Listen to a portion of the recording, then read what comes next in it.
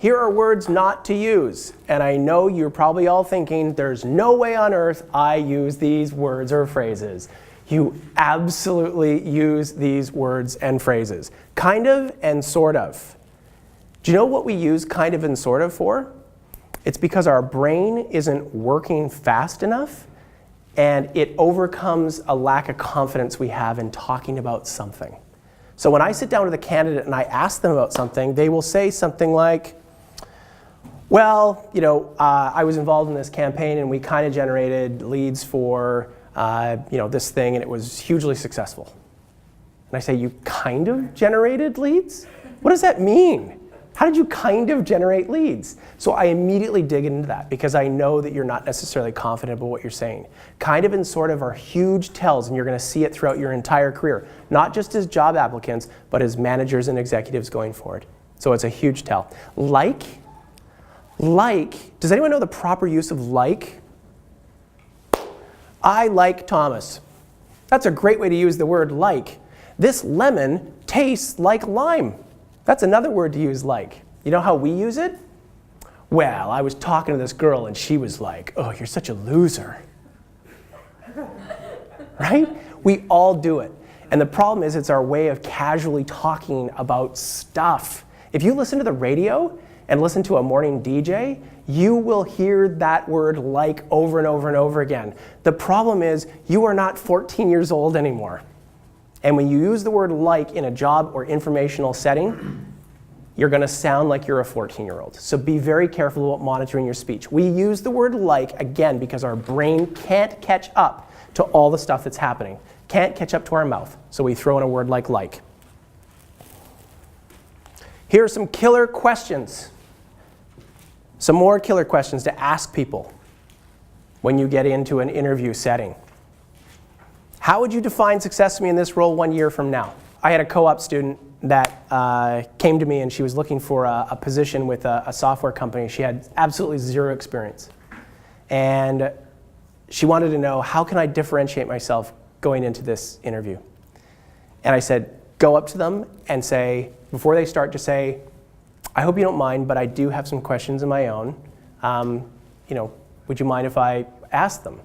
And oftentimes, and Thomas, what they'll say is, you can ask them later, or you can ask them right now. More often than not, they'll say, yeah, go ahead, no problem, because it's usually a pretty delightful surprise. She said, because it was a 4-month co-op term, how would you define success to me once my co-op term is over? They offered her the job in the interview. Second one, other than money, what's your company's mission? What gets people fired up to work every day? This is great because department heads, CEOs, COOs love to talk about this stuff. Doesn't mean it's necessarily true, but they love to talk about their mission, what's really important for them. Here are some big numbers. We already covered this. 10 minutes before an interview.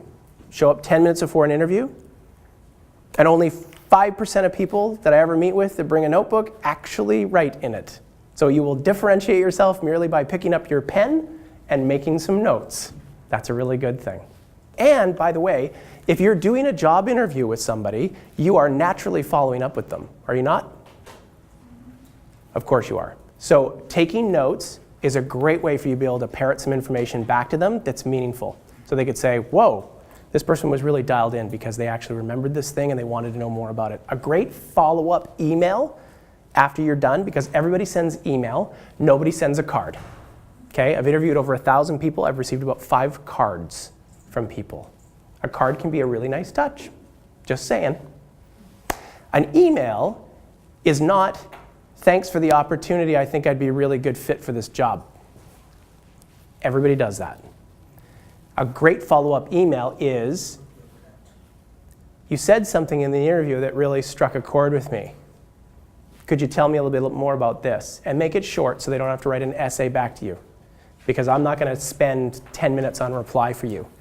But try to create a follow-up conversation with them, or at least tell them about something noteworthy that you talked about in the interview.